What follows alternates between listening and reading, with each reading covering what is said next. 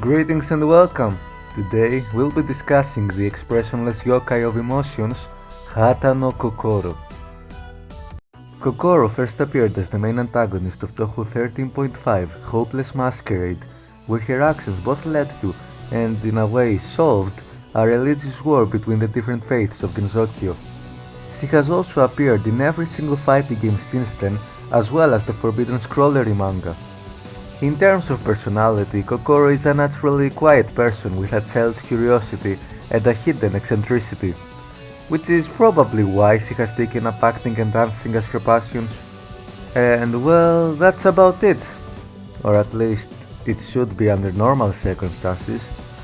For you see, Kokoro is practically void of any other emotion, and the only way for her to feel and express any sentiment at all is through one of her 66 masks, each one representing a different feeling. As such, her whole identity is pretty reliant on those masks, since if even a single one of them goes missing, her personality would fall apart, as shown by the events of Hopeless Masquerade. Though she can somewhat replace them with normal festival masks, but they aren't as effective. Or, in a worst case scenario, she can attempt to steal specific emotions from the environment around her. However, currently, thanks to the help she's gotten from various members of the cast, she has managed to stabilize quite a bit. When it comes to powers, her strength comes mostly from her possessions. To go into more detail, those masks allow her to manipulate the emotions of not only herself, but also of the people around her, though to a lesser extent. As you can probably guess, such an ability is extremely dangerous in the wrong hands, especially since the area of effect isn't even that small.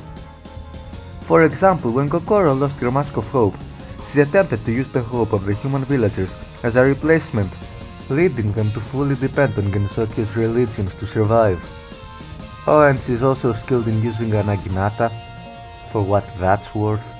With that said, let's talk about relationships. No, not that kind of relationship. The fictional type of relationship.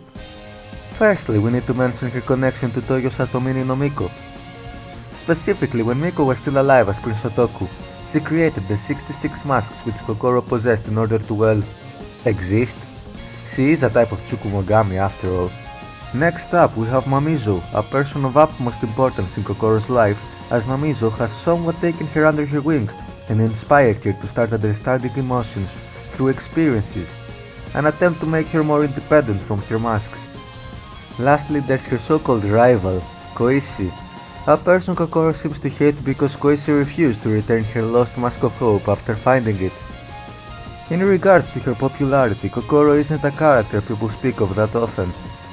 So I decided to make a post on Reddit and well, from what I saw, she's generally liked and has her fair share of hardcore fans, but almost everyone agrees that she quickly fell out of relevance.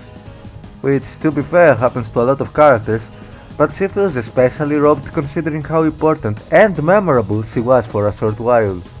So tell me, what do you think about Kokoro? Oh, and of course, if you enjoy this type of content, then by all means, check out the video currently on your screen, subscribe for more, and leave a comment about which character you'd like to see next in this series. Have a good one!